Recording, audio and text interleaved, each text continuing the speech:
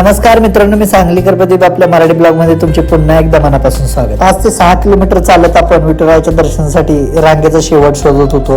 त्यानंतर आपण 7व्या मंडपात येऊन पोहोचलो.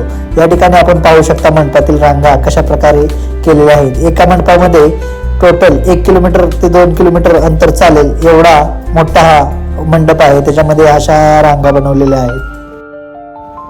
संपूर्ण महाराष्ट्राचं आराध्य दैवत असलेलं श्री क्षेत्र पंढरपूर या ठिकाणी प्रत्येक मराठी भक्ताला दर्शनासाठी एवढं कटिबद्ध नियोजन केलेलं की या लाईनमध्ये 5 ते 6 किलोमीटर जरी चालत आलो तरी कुठेही अधेमध्ये घुसता येत नव्हतं. एवढं भारी नियोजन केलेलं होतं की प्रत्येकाला व्यवस्थित दर्शन घेता यावं, कुठेही गर्दी होऊ नये किंवा कुठेही धक्काबुक्की होऊ नये, अशा प्रकारचं हे नियोजन होतं. या ठिकाणचा माहोल आणि वातावरण तुम्ही आता ओरिजिनल आवाजात ऐकू शकता. टाळी वाजवा, हाताने टाळी वाजवा. या गाण्याच्या तालावर बघा 80 वर्षाचे तरुण आपल्याला राजवतील अशी टाळी वाजवायचे आणि पुढे पुढे सरकत राहायचे.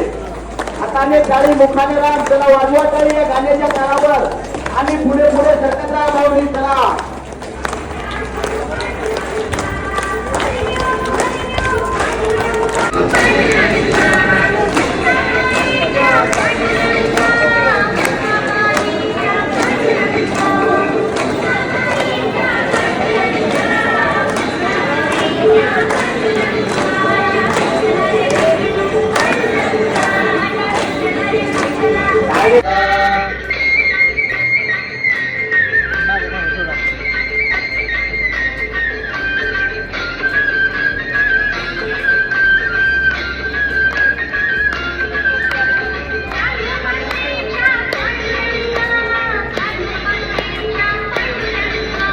कानोबातेच्या पांडुरंगा, कानोबातेच्या पांडुरंगा,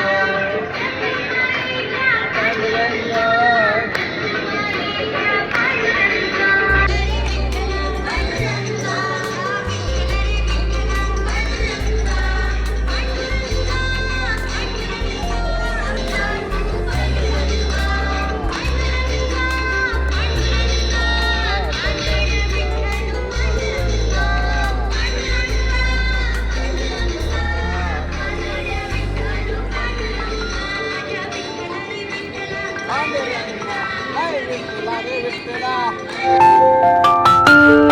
अशा प्रकारचे वातावरण जर असेल तर कोणत्या माणसाला थकवा येईल.